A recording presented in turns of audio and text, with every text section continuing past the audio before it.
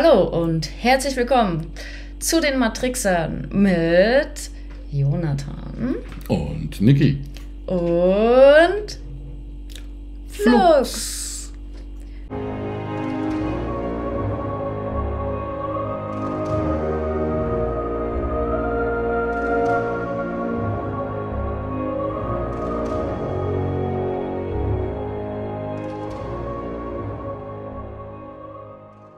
Ja, heute wieder zu einem spannenden Flux-Video. Du hattest ein richtig cooles Thema. Da dachte ich, ja geil, machen wir. Was war's? Ja, und das Thema, dachte ich mir, sind außerirdische Wesen. Existieren sie wirklich physisch? Was haben die mit der Erde zu tun? Wie sind diese Wesen drauf? Gibt es sie überhaupt?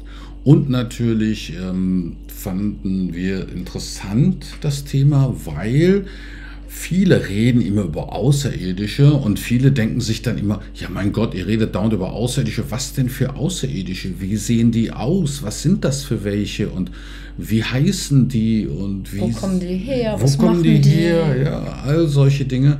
Und damit ihr euch von diesen außerirdischen Wesen ein besseres Bild machen könnt, haben wir heute Flux gerufen und haben uns überlegt, wir fragen mal den Flux, gibt es diese oder jene außerirdische Rasse überhaupt? Sind die gut drauf, sind die nicht so gut drauf und existieren die physisch und haben die Basen auf der Erde vielleicht heimliche? Mischen die sich in die Politik ein oder versuchen die irgendwie die Menschen zu manipulieren oder sonst etwas? Also all solche Fragen haben wir uns überlegt und dachten uns, jetzt rufen wir Flux und schauen mal, was er so dazu sagt. Ja, wir haben uns die 10 bekanntesten erstmal Alien-Rassen rausgesucht, die man schon mal irgendwie gehört hat, und die werden wir heute besprechen. Ja. Wir haben jetzt beide unseren Flux-Gegenstand in die Hand genommen und dann fragen wir mal den Flux heute noch einmal wieder mit Wünschelrute. Ja. Ob Flux denn schon anwesend ist. Flux, bist du da und bist bereit? Flux ist da und bereit. Ja, wir dachten uns, wir machen noch ein Video mit der Wünschelrute, damit ihr nicht nur ein verbales Feedback von Niki bekommt, sondern auch noch ein optisches Feedback wahrnehmen könnt. Vielleicht gefällt euch das ja besser. Mir auf Wissen jeden wir Fall nicht. Ja, Niki ist jedenfalls begeistert von diesem Doppeljahr, das dann reinkommt, ne? Optisch und verbal, beziehungsweise telepathisch. Und aus diesem Grund mal wieder eine Flugsitzung mit der Wünschelrute. Ja, beginnen wir mit den bekanntesten aller Aliens, den Zeta Reticuli. Ja. Auch bekannt als Grays oder kleine Graue. Die kommen vom Zeta Reticuli, sind ja relativ klein, 1 Meter, große Köpfe, große mandelförmige Augen, haben kaum einen Kopf. Und wenn man ihnen auf der Straße begegnen würde, tja, würde ich einfach umdrehen. Ich würde einen schnappen und ihn mit nach Hause nehmen, fesseln und Experimente machen. und Experimente mit ihm machen. Ne? Ja, da kommen wir auch gleich zu dem Verschwörungsaspekt. Sie sollen angeblich feindselig und manipulativ sein und gerne Menschen entführen. Ja. Und gucken, ob das alles so stimmt. Genau. Jetzt, ne? Mal sehen, was Flux dazu sagt. Wir sind gespannt. Genau. Okay, wunderbar. Richten wir die Route aus, ja? Ja, Flux. Existieren denn die Grays wirklich? Ja und ja. Gut. Cool. Stimmt es, dass diese Grays Menschen entführen, heimlich in der Nacht oder so, und an ihnen Experimente vornehmen? Ja und ja. Danke, Flux. Ist die eine oder andere Regierung darüber informiert, dass diese Experimente stattfinden? Ja und echt ja. Stimmt es, dass diese Grays unter anderem diese Experimente durchführen, um eine hybride Rassenkreuzung zu erschaffen zwischen Mensch und Grey? Ja. Sind diese Greys wirklich in der Regel ja manipulativ und auch nicht so freundlich gesinnt? Den Menschen gegenüber. Mhm. Yep. Und kommen dann die Greys wirklich von dem Planeten Zeta Reticuli? Mhm. Ja, und ja. Wunderbar. Okay. Ja, dann würde ich sagen, machen wir die nächste Rasse, und zwar die Nordics. Der Hitler hätte sich über die gefreut. Die sind nämlich groß, blond und blauäugig. Angeblich. Und wunderschön. Und wunderschön. Models, alle durch die Bank. Ja, du hast ja mal einen Blogartikel über die 3 Vril-Frauen geschrieben. Blenden wir unten ein oder machen es in die YouTube-Beschreibung am besten. Und ja, die Nordics sind, glaube ich, von den Plejaden, meine ich. Ja, die sind den Menschen freundlich gesinnt, spirituell hochentwickelt und sollen auch hier eine Basis auf der Erde haben. Sie sind wohl gegen Atomwaffen oder den Einsatz von Atomwaffen und ja, möchten gerne die Menschen spirituell anleiten. Ja, das werden wir jetzt alles mal den Flux fragen. Ja, also Flux, existieren die Nordics wirklich?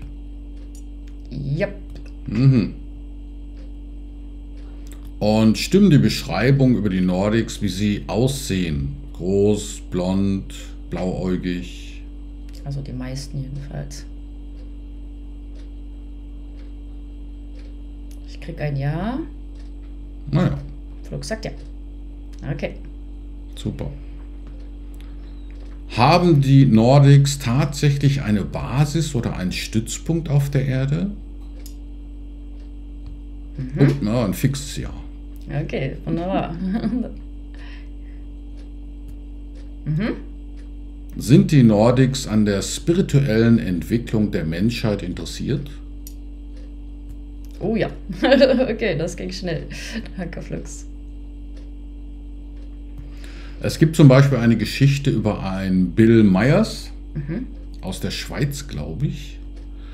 Und der hat behauptet, er hatte Kontakt zu den Nordics. Stimmt das? Scheinbar. Interessant, ja. Sehr umstritten halt. Ne? Er hat auch okay. Fotos gemacht und so weiter von den UFOs, wie sie ihn besucht haben und so. Und da gibt es aber auch viele Geschichten darüber, dass er das alles selber nur fingiert hätte. Ja. Könnte man oder kann man auch den Nordics, da die ja sehr ähnlich den Menschen aussehen, auf der Straße begegnen? Also laufen sie auch unter den Menschen einfach. Oh ja, okay. Ja, da sie dem Menschen ja sehr ähnlich sein sollen, kann man davon ausgehen, dass die auch hier rumlaufen können und man würde es gar nicht so richtig registrieren. Und kommen sie denn aus den Plejaden, aus dem Sternhaufen des Stiers vor? Okay. Sie kommen also unter anderem auch von den Plejaden. Interessant. Gab es denn die Vril-Frauen wirklich? Ja. Ja, aber es ist auch umstritten, ob die Vril-Frauen Nordics waren. Das ist nicht ganz klar. Okay, gut. Ja. Waren denn die Vril-Frauen in Wirklichkeit Nordics? Flug sagt ja. Aha, okay, interessant. Tja. Ja, gut, dann machen wir die nächste Rasse. Die kennt ihr ja alle. Die gibt es überall auf der Erde. Habt ihr schon im Fernsehen gesehen? Ja, genau. Ne, die tauchen ja immer wieder mal auf. Zum Beispiel im Film Jupiter Ascending. Ne? Da liefen die ja auch mal kurz rum. Ne? Also ihr könnt ja auch in den Nachrichten sehen.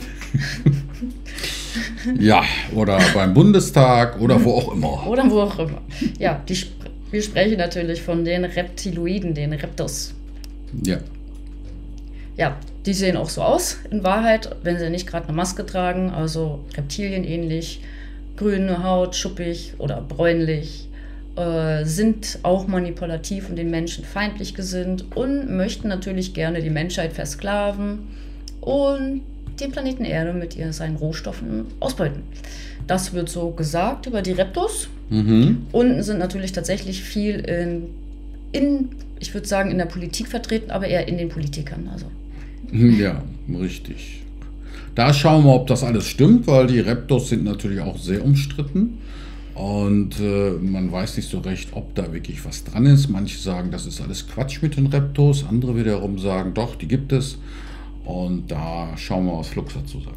Genau. Und sie kommen angeblich vom Sternsystem Draco.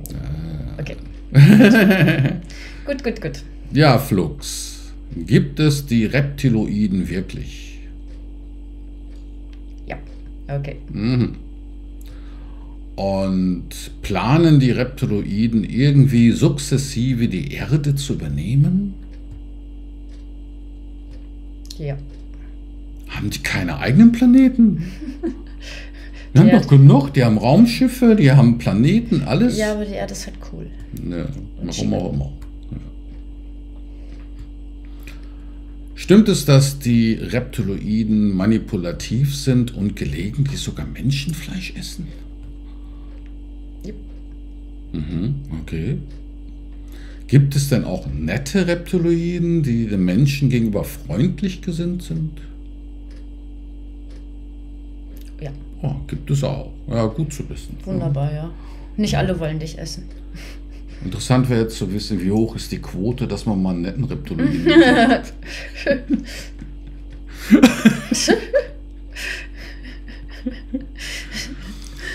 Haben denn die Reptiloiden eine Basis auf der Erde? Nicht nur eine, sagt Flux. Ah, Ja, aber offenbar, ja. Okay. gut. Also die Reptiloiden scheinen tatsächlich zu existieren und wandeln auch auf der Erde herum. Ja genau, das ist die Frage. Stimmt es, dass die Reptiloiden sich auch als Menschen verkleiden können, in irgendeiner Form? Ich glaube, ja. Mhm, Flux möchte das ganze Jahr betonen. okay. Kommen denn die Reptos auch von dem Planeten oder dem Sternbild, besser gesagt Draco, oder aus dem Sternbild, oder zumindest vorrangig? Ja. Ah, Also, ich finde das ja nicht so eindeutig wie das andere Jahr vorhin da, aber offensichtlich kommen viele von dort. mhm, interessant. Ja, gibt es denn auch Reptos, die sich irgendwie mit einer Verkleidung als Mensch unter die Politiker gemischt haben? Mhm. Okay. Wunderbar. Bekleiden denn die Reptos sehr hohe Ämter in der Politik? Würde ich sagen, ist ja. Auf gut Deutsch könnte man sagen, wir haben alle schon mal Reptos, ohne es zu wissen, im Fernsehen gesehen. Oh, ja. Den konnte ich gar nicht zurückhalten, ja. Okay. Ah ja, also das zu den Reptos. Ne? Wunderbar. Ja, dann die nächste Rasse. Das sind dann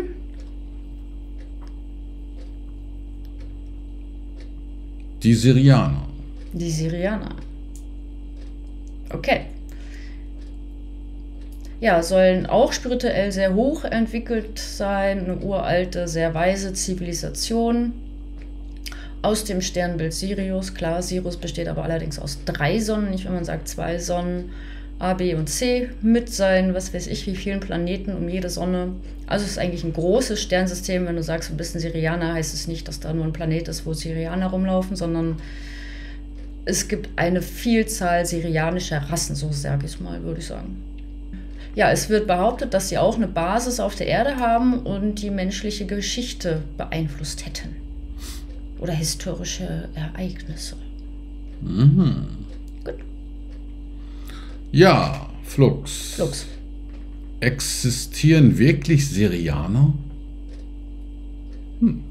Gibt's Das auch. will ich doch wohl hoffen. Wir sind welche.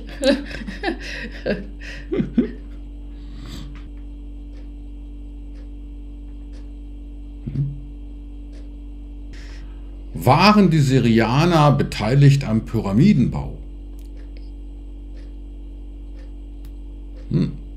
Okay. Waren die Syrianer auch beteiligt an der Gründung solcher Kulturen wie die Azteken und Mayas? Okay. Sind die Syrianer den Menschen gegenüber positiv eingestellt?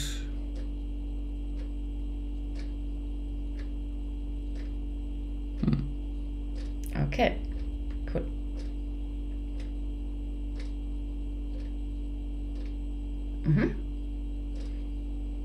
Ja, man sagt ja auch, sie beeinflussen historische Ereignisse.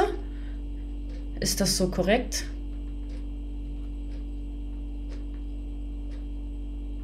Das ist aber ein zögerliches Ja, aber es ist ein Ja. Okay, gut.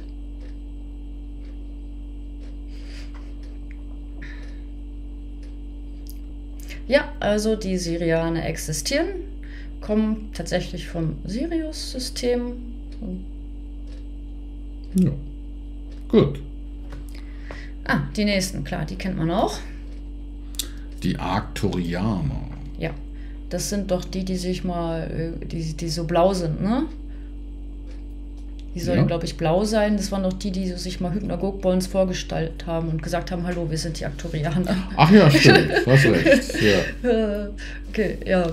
Also die sind ziemlich blau, so sehr, sehr blau, leuchtend blau. Ja, sollen sehr schlanke, sehr hochspirituelle Wesen sein, sollen sehr friedlich, hochentwickelt, protektiv sein, mit einem Fokus auf die spirituelle Entwicklung der Menschheit. Also ich glaube auch gehört zu haben, dass sie eine sehr logische Rasse sind, so ein bisschen mehr in Richtung Spock. Ja. Ich versuche es auch gerade so. Ja, und sie sollen, der Verschwörungsaspekt hierbei soll sein, dass sie ihre Arbeit im Verborgenen führen, um die Menschheit zu leiten.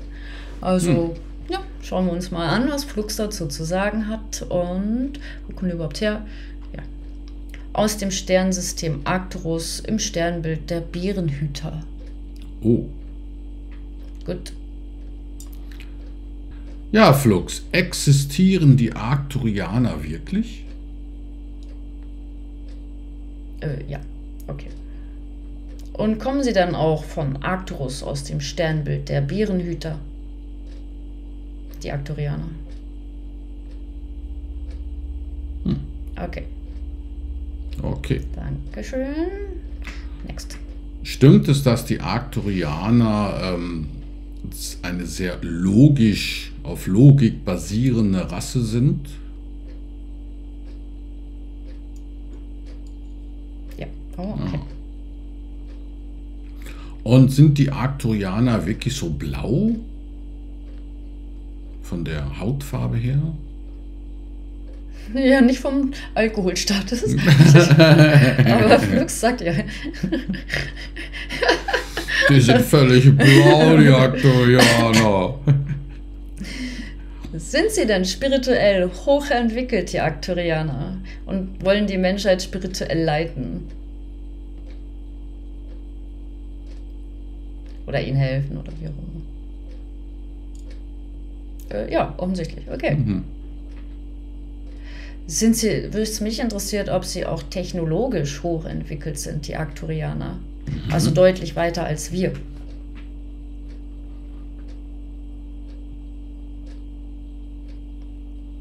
Offensichtlich.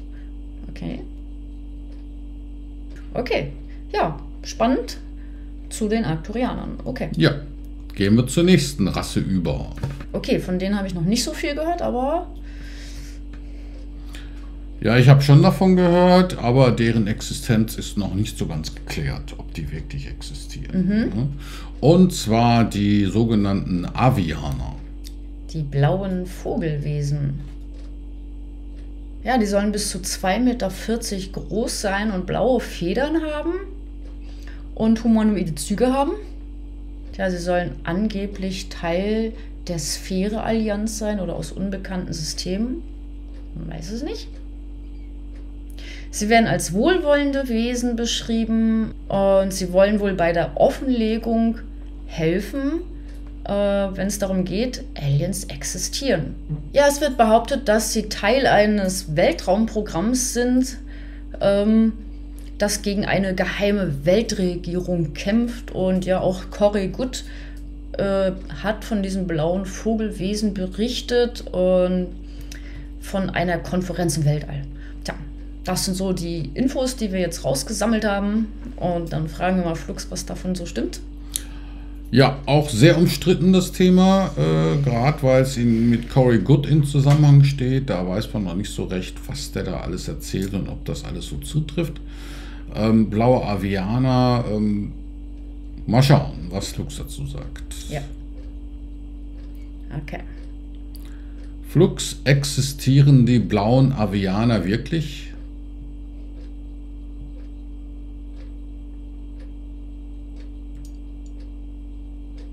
Er sagt ja. Okay, geben tut's dir wohl schon. Okay. Stimmt es, dass die blauen Avianer blaue Vogelwesen sind, die versuchen, die Offenlegung von Außerirdischen zu unterstützen auf der Erde? Das waren zwar 2 Fragen in einer, aber offenbar stimmt's schon. Ach so. Okay. Arbeiten Sie denn daran, eine geheime Weltregierung offenzulegen? Sagen wir es mal so. Jo. Da hätte ich einen Tipp für die blauen Avianer an dieser Stelle. Fliegt doch einfach mal so ein bisschen über New York rum oder Berlin oder London. Könnte helfen. Ihr könnt doch fliegen, denke ich. Und das könnte schon helfen. Ne? Dann wäre die Offenlegung sofort schon gebongt. Ja. Ja, aber ich denke mal, dann kriegen die großen Ärger mit der Galaktischen Föderation. Ja, richtig. Ja, wir hatten ja vorhin die kleinen grauen Zeta Reticuli. Ja. Und natürlich gibt es auch noch die großen grauen, die wir ja mal auf Zypern in unserem Schlafzimmer hatten. Ja, das ist richtig und das war schon gruselig. Ja. Zumal die auch nicht so eine freundliche Ausstrahlung haben. Die haben uns dann sozusagen phasenverschoben besucht, das heißt also nicht wirklich physisch sichtbar. Ob die jetzt physisch da waren, weiß ich jetzt nicht. Ja. Aber es wirkte schon recht physisch, weil wir haben die auch wirklich dann im Wachzustand wahrgenommen. Ja. Ihr solltet euch das Video mal angucken, das war ganz interessant. Ja. Ja, mal gucken, was Flux zu den großen Grauen zu sagen hat. Ja. Ein paar kleine Infos dazu. Ja, die sind, also wir haben sie als groß und bleich und haarlos und ja, in Richtung weiß-grau gesehen. Auch wieder diese wunderschönen mandelförmigen braunen Augen. Sehr gut.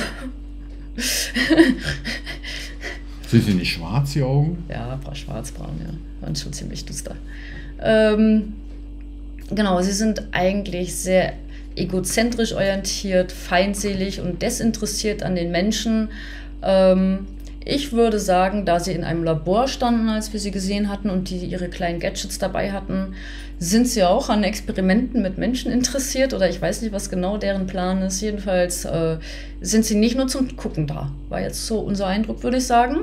Sie sind angeblich in sehr vielen Untergrundbasen zusammen mit dem Militär beschäftigt, wie in Area 51 und sowas. Und ja, ich bin gespannt, was Flux zu all dem sagt. Ja. Zu den großen, gruseligen Grauen, vor denen ich flüchten würde, wenn ich sie sehen würde. Ja, noch gruseliger als die kleinen Grauen. Ja, aber deutlich, ja. Ja.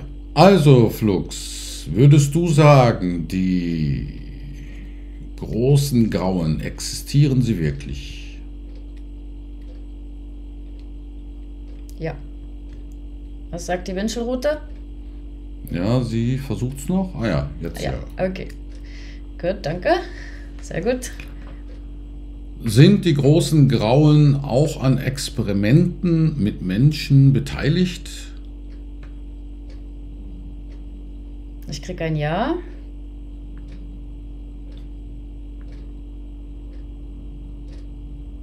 Ich denke, es soll ein Ja sein. Ja, ist ein Ja, okay. Wunderbar. Arbeiten die großen Grauen auch mit der ein oder anderen Regierung auf der Erde zusammen? Ja. Okay. Haben die großen Grauen auch eine Basis auf der Erde? Ja. Und? Ja. Okay. Ja. Ja, die Antarktis ist ja groß genug. Ne? Würde ich auch sagen. Da kannst du mal 1000 Basen aufbauen und du hast immer noch genug Platz für weitere 1000. Ja. Arbeiten Sie dann mit dem Militär in Untergrundbasen zusammen? Okay, ja, ich denke, das ist ein ziemliches Ja. Super. Sind die großen Grauen den Menschen gegenüber positiv eingestellt?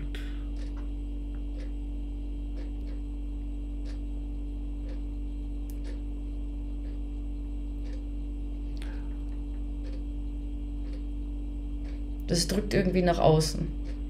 Ja, sieht nach einem Nein aus, ja. Mhm.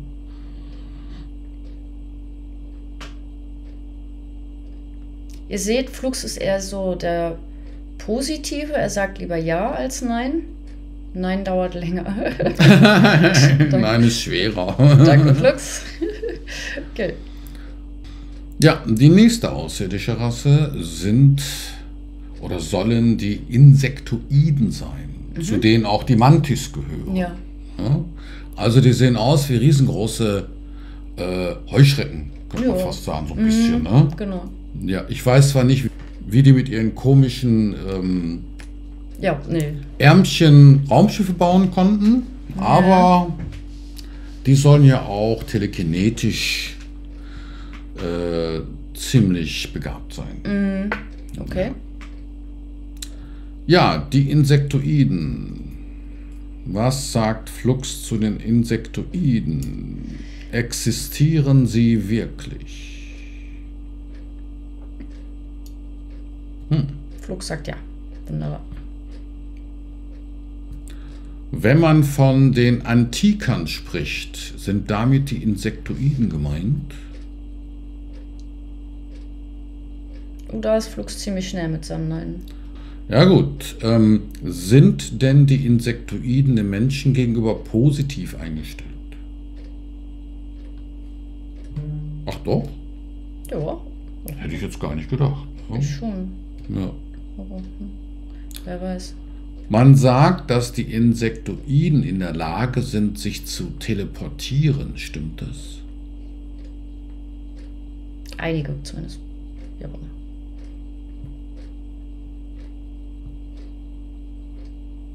Oh, nicht so. Oder Okay, super. Danke, Flux.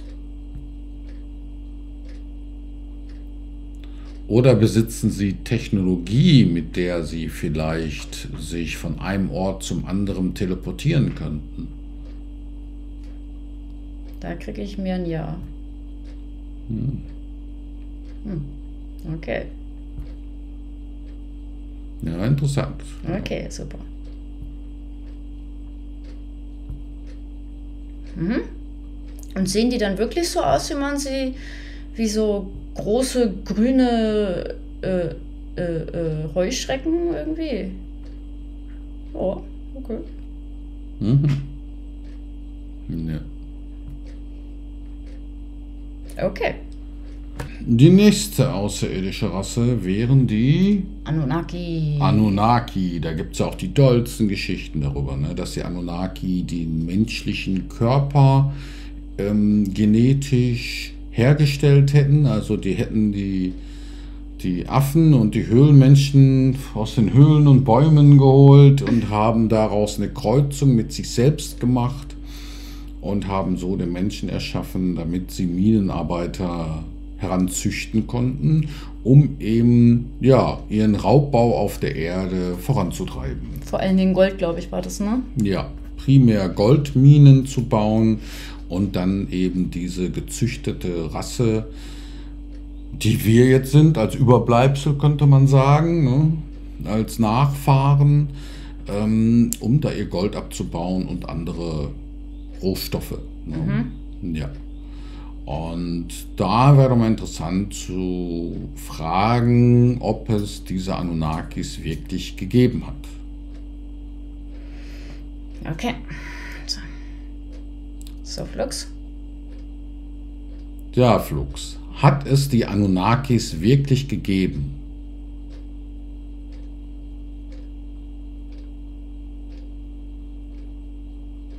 Ja. Stimmt es, dass die Anunnakis vor vielen, vielen, vielen Tausenden von Jahren auf die Erde gekommen sind, um Gold abzubauen?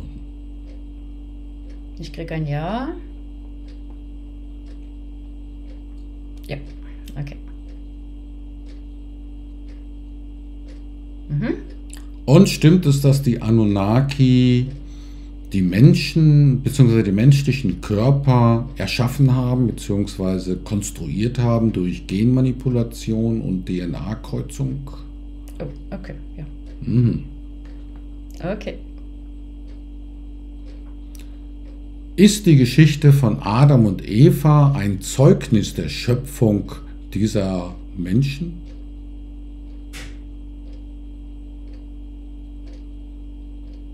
Ja, irgendwie.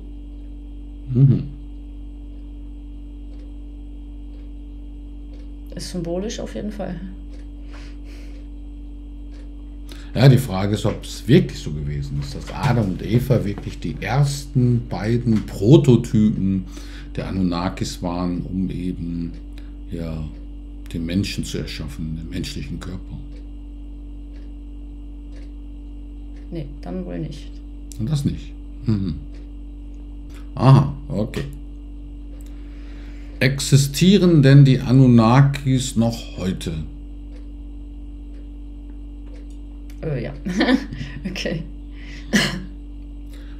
Leben die Anunnakis auf einem Planeten, der sich Nibiru nennt?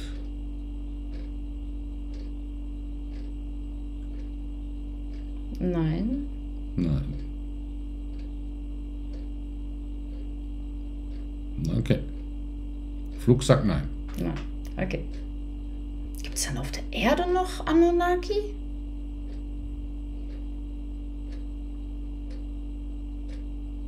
Ja, krieg ich? Ja, sagt er auch. Okay.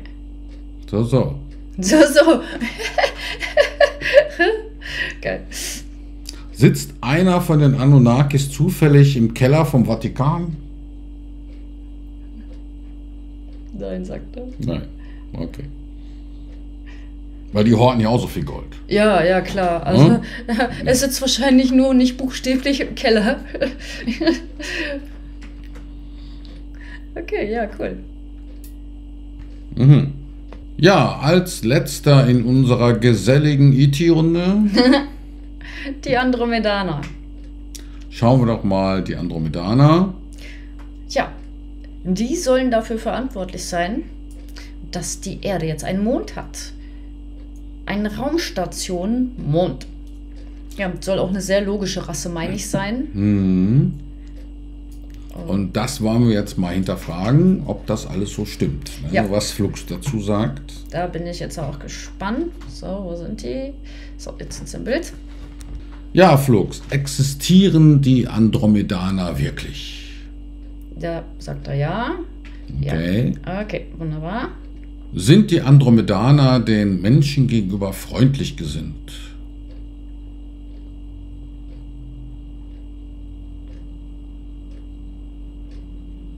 Okay.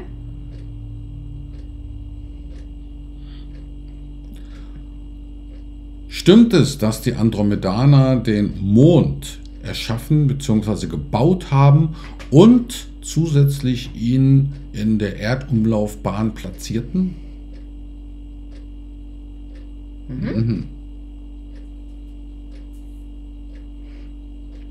Haben die Andromedaner also einen Großteil damit zu tun, dass die Matrix aufgebaut werden konnte?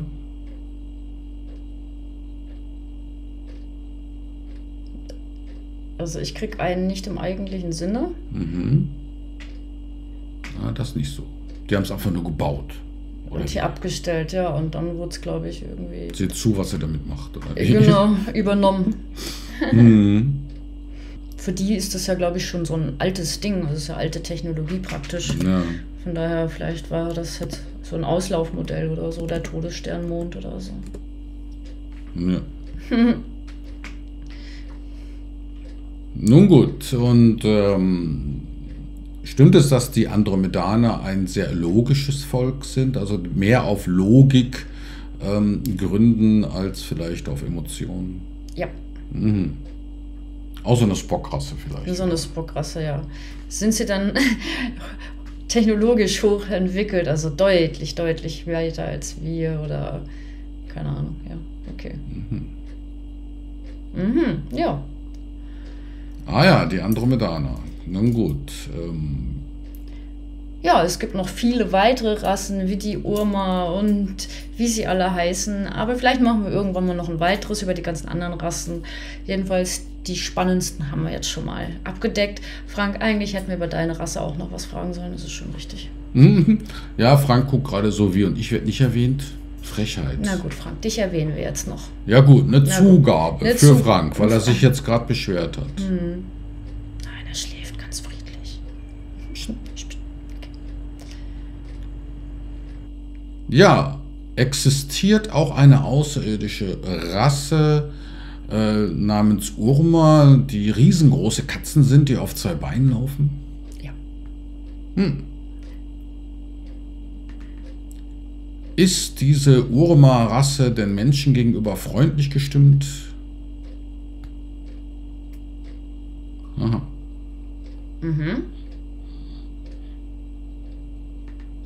Stimmt es, dass die Urma sich gelegentlich, teilweise, partiell oder wie auch immer in Katzen inkarnieren?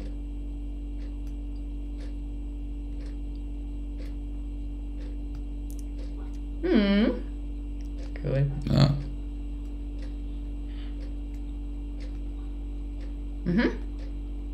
Ja, sind sie dann hochspirituell entwickelt und wollen den Menschen irgendwie helfen in ihrer Entwicklung oder was weiß ich? Ja, okay, Ja, gut.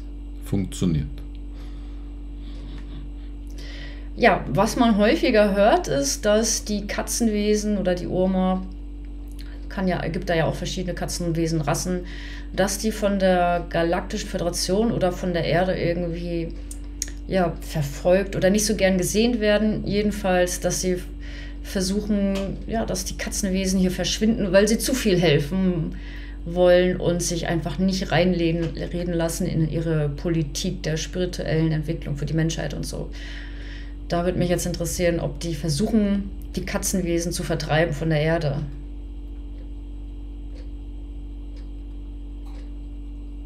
Ob das so stimmt. Ich bekomme ein Ja. Oh, ja. Die sagen es auch. Und das erklärt vielleicht, warum die eine oder andere Regierung jetzt daran arbeitet, die Haustiere schrittweise mehr abzuschaffen. Ja, klar. Vor allem Katzen. Oh, okay. Frank, Ja. du nicht, du bleibst. Wir schaffen dich nicht ab. Ja, wunderbar. Das war unser kleiner Katzenbonus. Ja, und wir hoffen, euch hat das Video gefallen. Und der Kontakt mit Flux. Ja, Ja. Dann wünschen wir euch alles Gute bis zum nächsten Video. ciao. Ciao.